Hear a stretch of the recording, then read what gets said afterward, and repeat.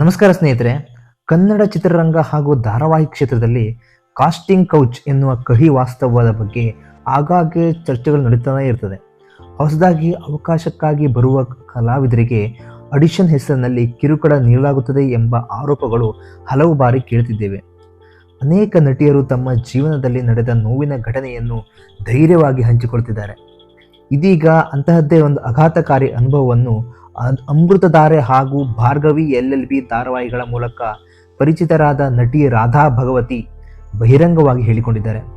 ಇತ್ತೀಚಿನ ಸಂದರ್ಶನವೊಂದರಲ್ಲಿ ಮಾತನಾಡಿದ ರಾಧಾ ಭಾಗವತಿ, ಬಣ್ಣದ ಲೋಕಕ್ಕೆ ಕಾಲಿಟ್ಟ ಆರಂಭದ ದಿನಗಳನ್ನು ನೆನಪಿಸಿಕೊಂಡು ತಮ್ಮ ಜೀವನದ 2 ಘಟನೆಗಳನ್ನು ಎಂದಿಗೂ ಮರೆಯಲು ಸಾಧ್ಯವಿಲ್ಲ ಎಂದು ಹೇಳಿದ್ದಾರೆ.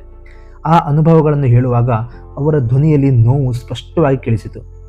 ರಾಧಾ ಭಗವತಿ ಹೇಳುವಂತೆ, ಒಂದು ದಿನ ಪತ್ರಿಕೆಯಲ್ಲಿ ಪ್ರಕಟವಾಗಿದ್ದ ಆಡಿಷನ್ ಜಾಹೀರಾತನ್ನು ನೋಡಿ ತಮ್ಮ ತಾಯಿಯೊಂದಿಗೆ ಆಡಿಷನ್ಗೆ ತೆರಳಿದ್ದರು. ಆ ಸ್ಥಳಕ್ಕೆ ಹೋದಾಗ ಹಲವಾರು ಯುವತಿಯರು ಕಾಯುತ್ತಿದ್ದರು. ಮತ್ತೊಂದು ಕಡೆ ಕೆಲವರು ಆಡಿಷನ್ ನಡೆಸುತ್ತಿದ್ದರು. ತನಗೆ ಪರಿಚಿತವಿದ್ದವರೇ ಈ ಆಡಿಷನ್ಗೆ ಕಳುಹಿಸಿಕೊಟ್ಟಿದ್ದರು ಎಂದು ಹೇಳಿದವರು, ಇಂದಿಗೂ ಅವರನ್ನು ನೆನಪಿಸಿಕೊಂಡರೆ ಬೇಜಾರಾಗ್ತದೆ ಅಂತ ಹೇಳಿದ್ದಾರೆ. ಆಡಿಷನ್ ಆರಂಭವಾಗುವ ಮೊದಲು ತಮ್ಮ ತಾಯಿಯನ್ನು ಹೊರಗೆ ಕುಳ್ಳಿರಿಸಿ ತಮ್ಮನ್ನು ಮಾತ್ರ ಒಳಗೆ ಕರೆದುಕೊಂಡು ಹೋದರು. ಆರಂಭದಲ್ಲಿ ಸಾಮಾನ್ಯವಾಗಿ ಮಾತನಾಡಿದ ಅವರು ನಂತರ ಮಾತಿನ ಧಾಟಿಯನ್ನೇ ಬದಲಾಯಿಸಿದರು. ಇಂದಿನ ಜನರೇಷನ್ನಲ್ಲಿ ಬಟ್ಟೆ ಬಿಚ್ಚಿ ನಡೆಸುವವರು ಮಾತ್ರ ಮುಂದೆ ಬರ್ತಾರೆ, ಮಾನ ಮರ್ಯಾದೆ ನೋಡಿಕೊಂಡರೆ ಇಂಡಸ್ಟ್ರಿಯಲ್ಲಿ ಅವಕಾಶ ಸಿಗುವುದಿಲ್ಲ ಎಂದು ಹೇಳಿ ಮಾನಸಿಕ ಒತ್ತಡ ಹಾಕಲು ಪ್ರಯತ್ನಿಸಿದರು ಎಂದು ರಾಧಾ ಭಗವತಿ ವಿವರಿಸಿದ್ದಾರೆ. ಆ ದಿನ ತಾವು ಚುಡಿದಾರ ಧರಿಸಿಕೊಂಡು ಹೋಗಿದ್ದೆ ಎಂದು ಹೇಳಿದವರು, ಈ ರೀತಿಯ ಉಡುಪಿನಲ್ಲಿ ಯಾವುದೇ ಅವಕಾಶ ಸಿಗುವುದಿಲ್ಲ ಎಂದು ಹೇಳಿ ಮತ್ತೊಮ್ಮೆ ಬಟ್ಟೆಯನ್ನು ತಮ್ಮ ಮುಂದೆ ಇಟ್ಟರು. ಆ ಉಡುಪನ್ನು ನೋಡಿದ ಕ್ಷಣ ನನಗೆ ಆಘಾತವಾಯಿತು. ಅದು ಐಟಮ್ ಡ್ಯಾನ್ಸರ್ ಧರಿಸುವ ರೀತಿಯ ಬಟ್ಟೆಯಂತೆ ಕಂಡಿತು. ತಮಗೆ ಅಳುವು ಬಂದರೂ ದುರ್ಬಲ ಎಂದುಕೊಳ್ಳುತ್ತಾರೆ ಎಂಬ ಕಾರಣಕ್ಕೆ ಅಳಲಿಲ್ಲ ಎಂದು ಅವರು ಹೇಳಿದ್ದಾರೆ. ಅಷ್ಟೇ ಅಲ್ಲ, ತಾಯಿಯನ್ನು ಕರೆಯಲು ಸಹ ಅವಕಾಶ ನೀಡಲಿಲ್ಲ. ಹೊರಗೆ ಬರಲು ಯತ್ನಿಸಿದಾಗ ಬಾಗಿಲು ತೆರೆಯದಂತೆ ತಡೆದರು. ಆ ಘಟನೆ ನೆನಪಾದರೂ ಈಗಲೂ ಕೈ ನಡುಗುತ್ತದೆ ಎಂದು ರಾಧಾ ಭಗವತಿ ಹೇಳಿದ್ದಾರೆ. ಅದೃಷ್ಟವಶಾತ್ ಆ ಸಮಯದಲ್ಲಿ ಅಲ್ಲಿದ್ದ ವ್ಯಕ್ತಿಗೆ ಒಂದು ಫೋನ್ ಕರೆ ಬಂದಿತು. ಆತ ಮಾತನಾಡಲು ಸ್ವಲ್ಪ ದೂರ ಹೋದ ತಕ್ಷಣ ಅವಕಾಶವನ್ನು ಬಳಸಿಕೊಂಡು ರಾಧಾ ಭಗವತಿ ಹೊರಗೆ ಓಡಿ ಬಂದರು. ತಾಯಿಯ ಕೈ ಹಿಡಿದು ಅಲ್ಲಿಂದ ತಕ್ಷಣ ಹೊರಟು ಬಿಟ್ಟರು.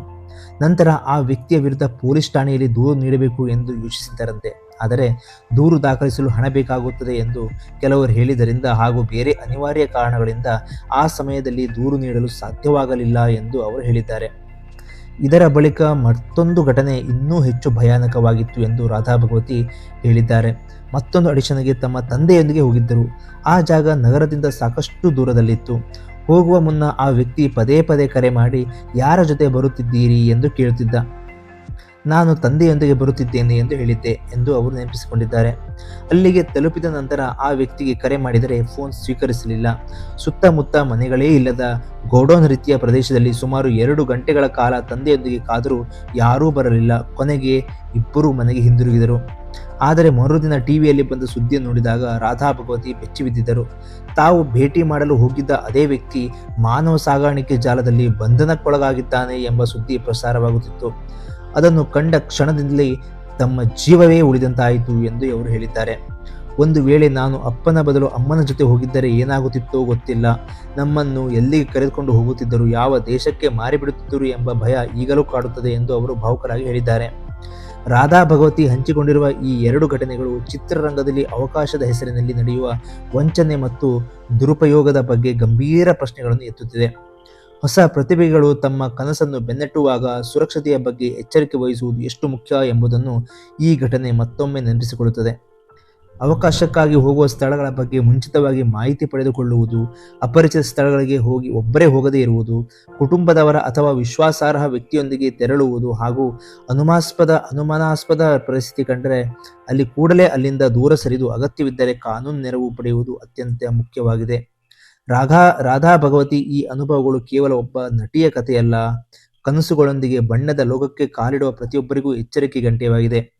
ಸುರಕ್ಷತೆ ಮತ್ತು ಆತ್ಮಗೌರವ ಯಾವುದೇ ಅವಕಾಶಕ್ಕಿಂತ ದೊಡ್ಡದು ಎಂಬುದನ್ನು ಅವರ ಅನುಭವ ಮತ್ತೊಮ್ಮೆ ನೆನಪಿಸಿದೆ. ಈ ವಿಡಿಯೋ ನಿಮಗೆ ಇಷ್ಟವಾದರೆ ದಯವಿಟ್ಟು ನನ್ನ ಚಾನಲನ್ನು ಸಬ್ಸ್ಕ್ರೈಬ್ ಮಾಡಿ, ಹಾಗೆ ನಿಮ್ಮ ಫ್ರೆಂಡ್ಸ್ರೊಂದಿಗೆ ಶೇರ್ ಮಾಡಿ. ಧನ್ಯವಾದಗಳು.